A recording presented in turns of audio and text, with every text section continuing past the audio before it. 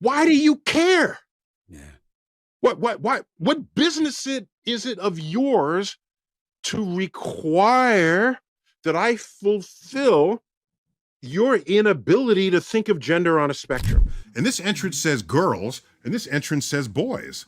It's like, what the fuck? What? Or they'll mix and match that in whatever way Neil, you want. Sorry. Hold on. I'm not, wait, I'm almost done. Watching Tyson in that studio felt less like an interview and more like a controlled explosion. The kind that blows the mask off a culture war and shows how hollow it really is. The so-called gotcha questions from the hosts didn't expose him. They exposed the obsession of people who'd rather police identities than solve real problems. And what unfolded wasn't science versus opinion, it was freedom versus control dressed up as moral concern. One of your functions over time has been to communicate scientific knowledge to the public. Yeah. And that's why I was quite surprised to hear you talk about the idea that we all exist on a spectrum where you wake up one day and you... The XXXY chromosomes are insufficient because when we wake up in the morning, we exaggerate whatever feature we want to portray the gender of our choice.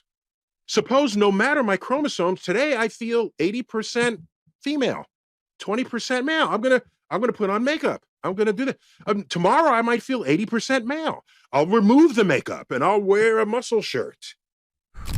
Was that if who you decide is male and female in the street is a construct of style and trends and what the beauty industrial complex wants you to see.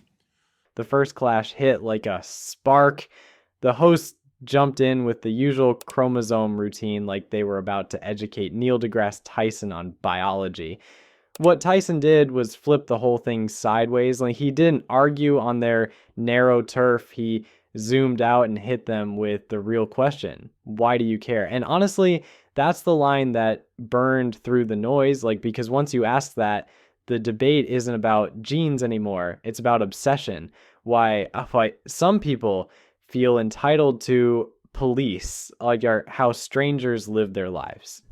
If that's how we establish gender, then maybe some people want to be fluid within that gender identify. So they'll wear a skirt, but maybe have a beard, or they'll mix and match that in whatever way Neil, you want. Sorry. Hold on. Wait, I'm almost done. Okay. If a person using the tools of the beauty industrial complex wants to mix and match this, Yeah. and they are expressing their freedom in a free country to do so, why is your job to tell them not to? Here's the thing. Gender expression has always been shaped by culture. Fashion trends, beauty standards, the little ways people signal identity. Tyson's point was simple. If someone wants to mix and match those tools, beard and skirt, eyeliner and muscle shirt, that's their right in a free country, Doris. So when people lose their minds over it, it says less about biology and more about control. I don't know a single person who wants to prevent people from dressing how they want or behaving how they want or choosing any name that they want. However, the problem is... So you don't, but you know such people are out there. I'm sure such people exist in the same way that there are people who believe that the earth is flat and so on, but they're a tiny minority. They exist. It is I don't not know how tiny they are. If you are female, you get to go to places that only other females are in, like changing rooms and toilets and so on. If you are female... Privacy isn't a political ideology, it's a design choice. You want safety? Build stalls with real doors. You want dignity? Create single user spaces. New York already does this without the sky falling, so why are we still pretending this is an unsolvable crisis? The truth is, when people push the bathroom panic button, what they're really saying is they'd rather police identities than fix infrastructure. Personal changing spaces, okay? That's a solvable problem, of course. And we basically have accomplished that here in Manhattan, where I live. Practically all bathrooms are either multi-gender or solo bathrooms, so only one person at a time, or you walk into a space and there's stalls that are closed off, but then you exit the stall and you come to a communal sink, okay? Yes. So it's a solvable problem. When they pulled the bathroom card, Tyson treated it like a design problem, not a moral apocalypse. He basically said, want privacy, close the stall, want safety. You kite, build one-person rooms, want hygiene, keep sinks in common spaces. He didn't need to moralize, he just spoke common sense. And I agree, because sometimes people act like a single person walking into a restroom will bring societal collapse. That's fear theater, not policy, and honestly, the only thing collapsing is the credibility of people still making bathrooms their battleground. Personal changing spaces, okay? That's a solvable problem, of course. And we basically have accomplished that here in Manhattan, where I live. Practically all bathrooms are either multi-gender or solo bathrooms, so only one person at a time, or you walk into a space and there's stalls that are closed off, but then you exit the stall and you come to a communal sink, okay? Yes. So it's a solvable problem where we had urinals just lined up on a wall that was a little more private, and now those urinals have little small but real dividers, so you're not like looking over. So there are solutions to the privacy problem, and we've all but solved that here. I can't speak for every state in the United States, definitely here in New York City. Tyson nailed it by dragging history into the room. Yesterday's common sense gave us separate school doors, trough urinals, even segregated fountains, all defended as normal, all absurd in hindsight. Back then, people swore those setups made sense, but today we shake our heads at how short-sighted it all was. Privacy and dignity aren't culture war battlefields, they're design choices, and if we can fix school entrances and urinals, we can damn sure fix bathrooms without turning it into a national crisis. Because females are at a disadvantage in physical competition to males in almost every sport. In other words, we carve out certain areas where your sex matters tremendously, even though we may respect your right everywhere. And then came the so-called knockout punch, sports. The hosts rolled out the usual checklist: bone density, lung capacity, testosterone, as if Tyson hadn't thought about this 1,000 times. But instead of taking the bait, he reminded them that fairness in sports has always been engineered. Wrestling split by weight, rowing split by size, boxing split into classes, because we know one category doesn't fit everyone.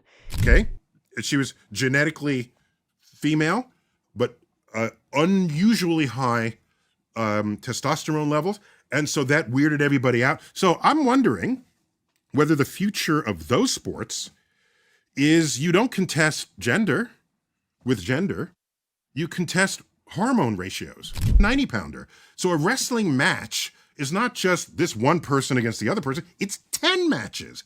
And each one is intensely interesting because they are matched to resolve the problem because more than one category of person wanted to compete. So I agree with you, it's an unsolved problem, yes, but it's not unsolvable given what we know about human physiology. So why not rise to that occasion and solve it rather than take your older view of the world and force modern emergent conduct of people to fit that. Tyson's challenge was simple. Stop whining about who belongs in which lane and start designing better rules. Hormone levels, puberty history, physiology. Measure it, test it, build fair categories. That's how science works. And honestly, his point hit hard. If we already redesigned sports for fairness, why is this the one line we suddenly pretend can't be crossed? There is. Why were women underrepresented to begin with? What kind of bias exists within Parliament or among the voters, maybe even the female voters, that prevented the representation from being there in the first place? That's a whole other social question that maybe can and should be answered at a deeper level than a quote. The moment quotas came up, you could feel the hosts gearing up for their gotcha, but Tyson didn't play defense. He went straight for the jugular. Why were women underrepresented in the first place? And he's right. Quotas aren't the disease. They're a band-aid slapped on a broken system. If the field was fair from the start, you wouldn't need them. Fix the field, and the whole panic over who gets in collapses instantly. Say it's an unfair playing field, so all of a sudden the big issue is trans women taking the slot of a woman in an unfair playing field. Fix the playing field, and you know something? The day you fix that playing field, this conversation will look completely ridiculous. Tyson's last word was blunt. Fix the damn system. Don't cry about fairness while the field is still broken. Level it, and the outrage disappears overnight. And that's the sting. This was never about fairness. It was always about control, and Tyson left them no place to hide. So, do we let fearmongers keep dragging us backwards, or do we start building fair systems that move everyone forward?